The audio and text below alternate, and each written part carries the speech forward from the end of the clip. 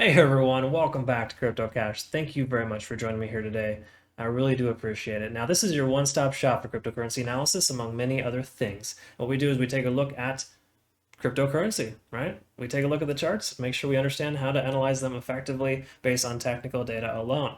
Now, I'm not a financial advisor. This is for educational purposes only. Just got to get that out there. Thank you, Michael, my patron, for recommending that I cover this here today, XTZ, which is Tezos.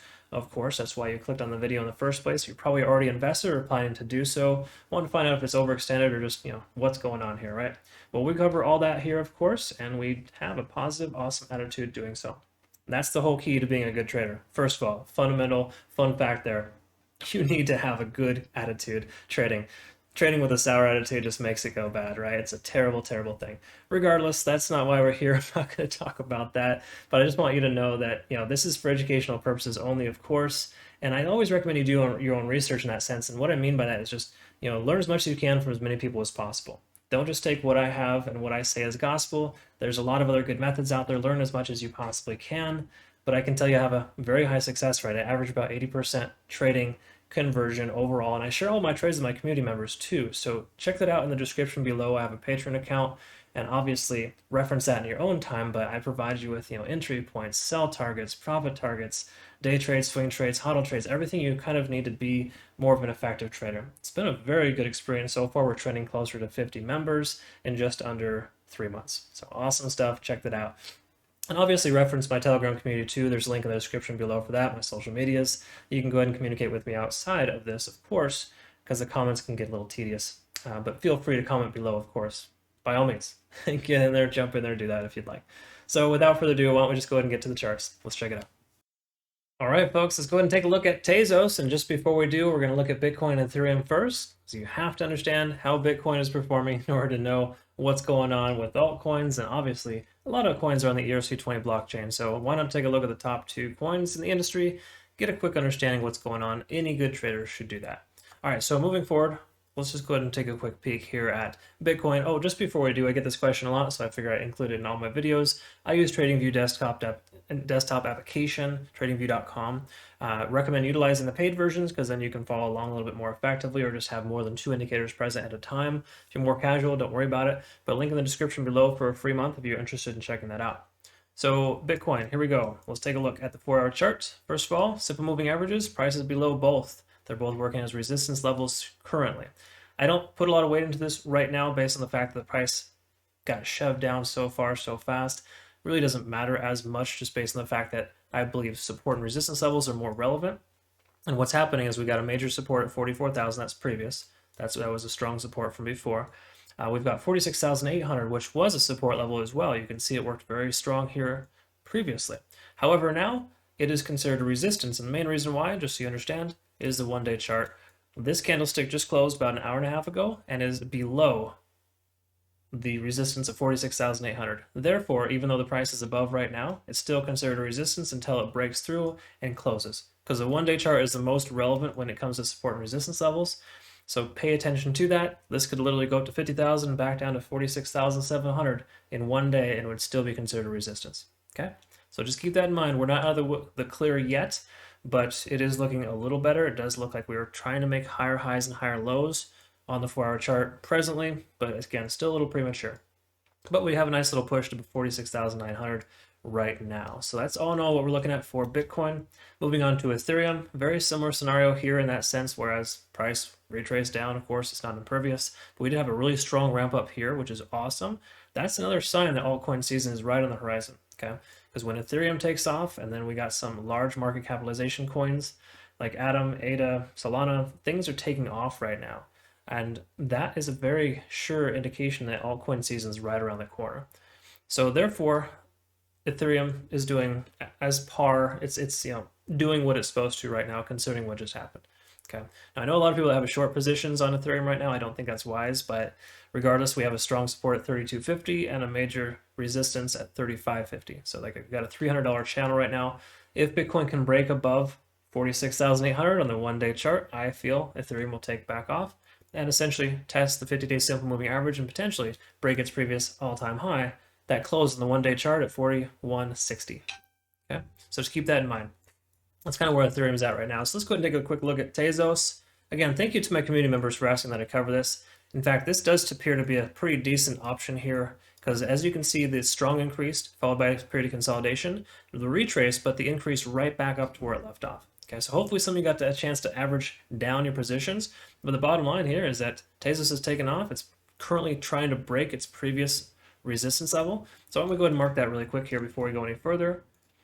We obviously got a resistance in the one-day chart here at $5.90. Okay. Now, previous all-time high was approximately, was that 762? Somewhere in that range. All right.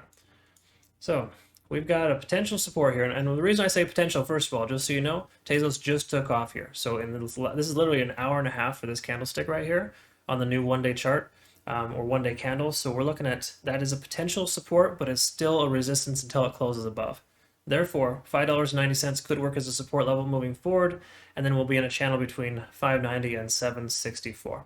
Okay, that's kind of what we're hoping for. I think it's likely it'll close above just based on the fact that it's got some good momentum. It was supposed to have broken that previously. It probably would have naturally broke it yesterday, the day before, if it wasn't for that strong retrace. But the fact that it's jumped right back up, that's a sure sign of good quality, right? And again, this is coincidentally a top 100 coin, right? It's a big market capitalization coin, and it's taking off. That is a sure sign that we're going to see altcoin season here soon. Okay, so just bear in mind, Bitcoin, very normal for Bitcoin to underperform in September. 2013, 2017, 2021, every 4 years, it continues to repeat the same cycle. It's funny how that works, right?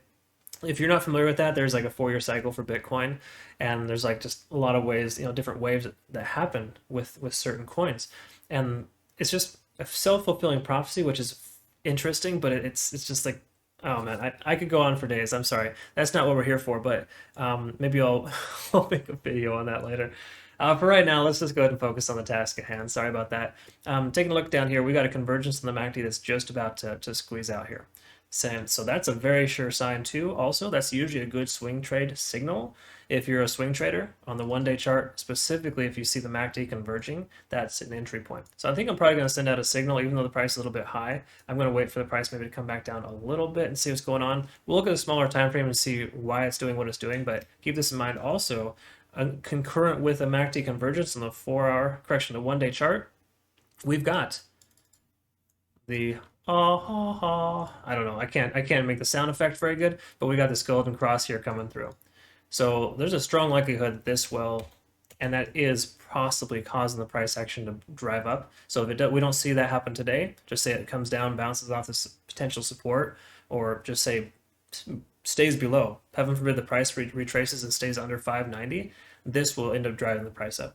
It's just this interesting thing where when the 50 intersects with the 200 in upward fashion, it creates a golden cross. It's not the death cross, it's the inverse. Essentially, it's a positive. Very similar to the MACD, because the MACD is essentially the 50, sorry, correction, the MACD is the 12 and the 26 intersecting in upward fashion. These are the EMA lines, whereas we got the SMA lines intersecting here on the one-day chart. Effectively the same concept. Regardless, that's probably pushing the price up here, and look at that, it's still pushing real hard. 640, there we go, some new highs. Great. Let's take a look at a smaller time frame. Let's see what's going on. Okay, so support level here, of course, the 50 is working as a potential support moving forward. That is the previous resistance there. It has broken so far. Again, we're not there yet. We're only about 22.5 hours into this candlestick, but it's looking pretty good, pretty strong for Tezos. And then let's go ahead and see here. Obviously, we've got a MACD convergence down here. That's pretty standard on a lot of coins right now. They're ramping back up. And a good thing to look for, by the way, right now in the market is to see coins that have this tendency of not doing what... Because if you look at this, watch, we go back to Bitcoin, you see how it comes over and it just goes straight sideways, stuck under resistance. But you look at this, it's not going sideways right here. It's not doing what all the other coins are doing. It's shooting straight up. Therefore, that is a sign that it had this momentum. It had this trajectory that it was on, where it was going to be here regardless. Like, say this didn't happen, it would have went up and continued to pass and break its previous resistance. So it's an inevitability that we have right now. You see it happening all over the place right now. It's hard to keep up, but when you see that, that's just an easy indication of getting back in, because that coin's going to continue to take off. Because think about this, Bitcoin's at 46,800 and it's stuck right there. What's this going to look like when Bitcoin hits 50, 60, 70,000? Okay, so you gotta kind of think about that. Anyways, those things get me kind of excited. I'm not the excited type of trader. If you've seen my videos, you'll know that I'm very straightforward and just, patient, calculated. But something like this, these things do make me happy because I've been covering a lot of cool coins right now. What Algorand took off, that one's doing awesome. Atom's about to take off, it's following suit. And XTZ, Tezos, I feel is going to be one of the next best things there. So hopefully we can get you in to a position somewhere around $6 or $7 when it comes up past 8. Breaks its previous all-time high, be off to the races. All right, so let's go ahead and look at the 1 hour chart, quickly identify the Ichimoku cloud.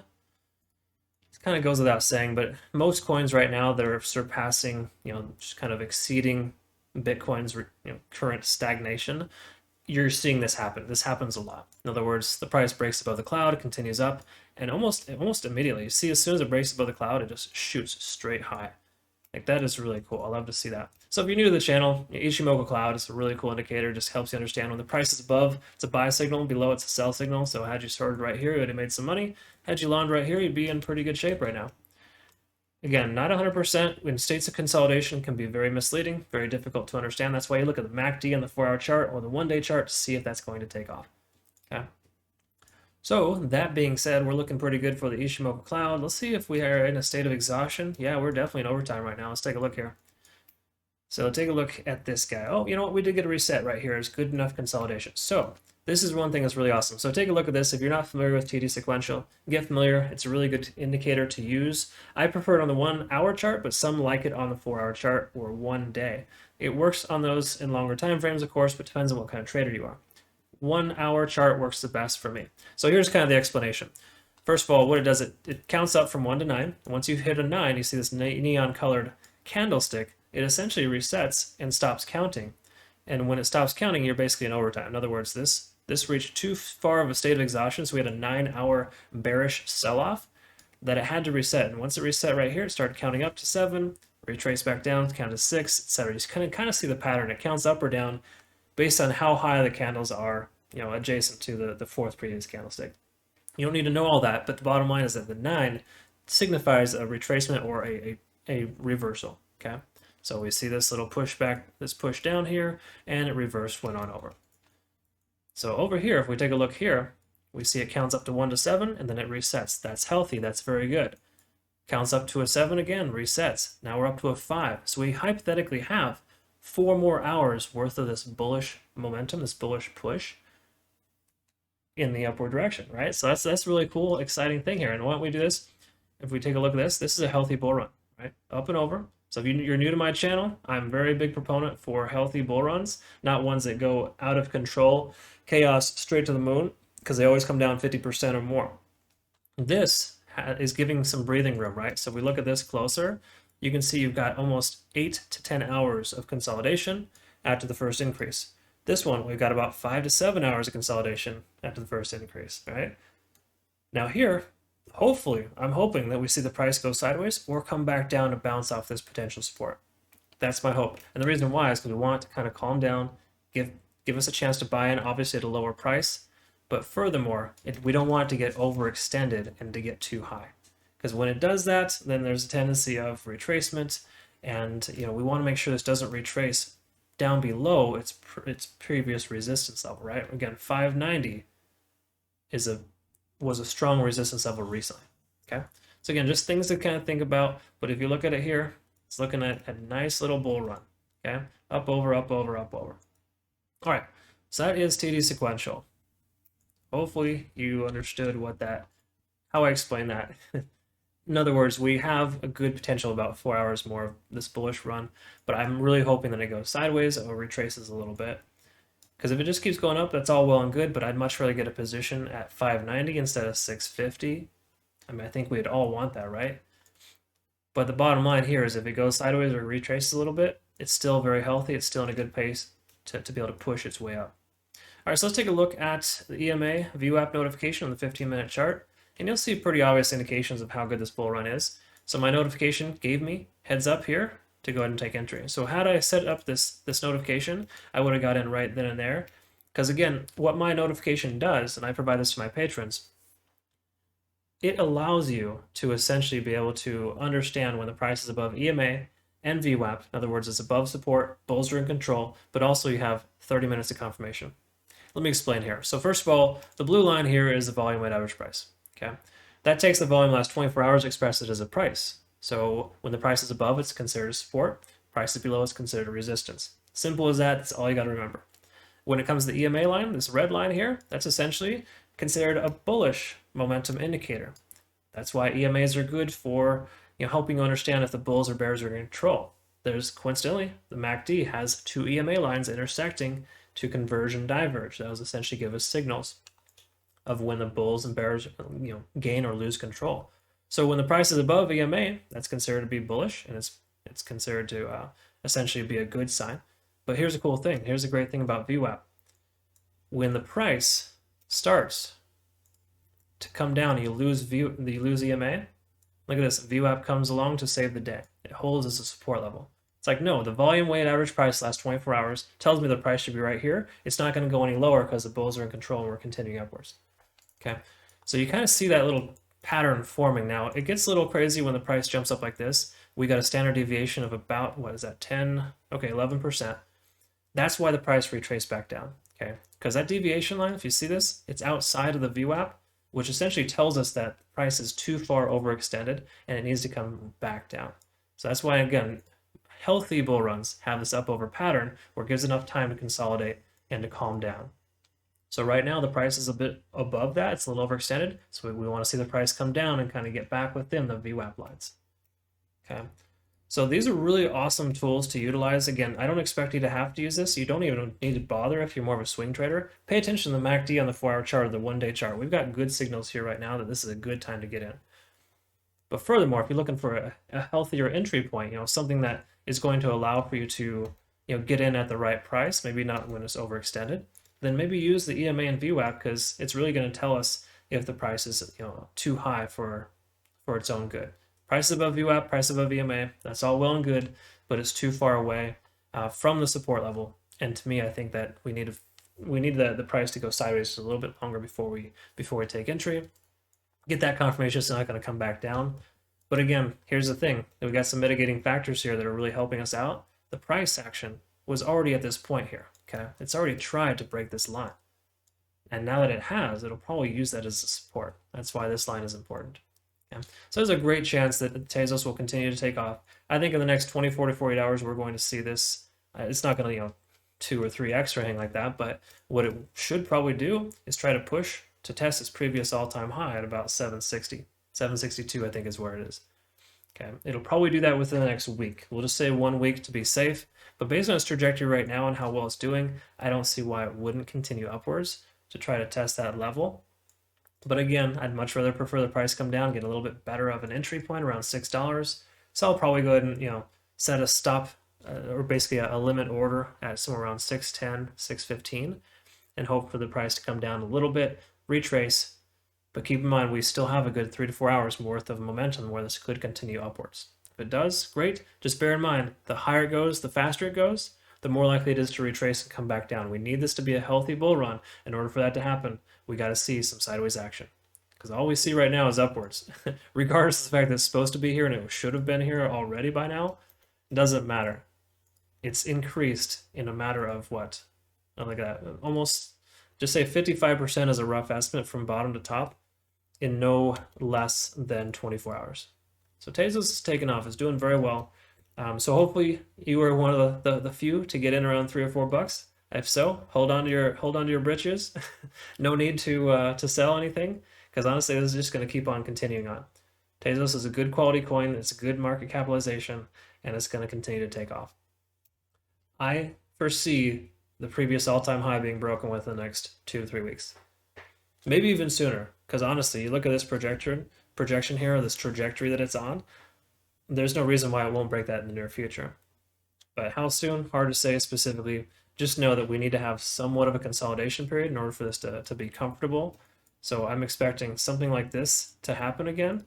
You see this, kind of this little bit. We might see that little bit come up and then test and then break.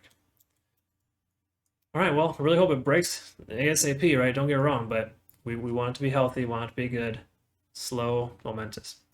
So again, if you had found any benefit here, right? Say you like what you see. I utilize this in my trading every single day. I have an 80% success rate, oftentimes a little bit higher, but just I average about 80%. And I share all of my trades with my community members. So if you're interested in what you see here, I teach this every single day in my Telegram community. I have a link in the description below for my Patreon account. Check that out, of course, if you're interested in just kind of following along and doing what I do every single day. It's a great experience, good group of folks there. We actually have a private chat group as well, too, where we all communicate openly. In fact, they make requests like this that I follow, and I go ahead and honor them with that. Okay, so again, thank you so much for recommending that cover us here, Michael. Do appreciate it. You're awesome. All right, so hope you all have a great rest of your day. Thank you so much for your time. We'll see you in the next one. Take care.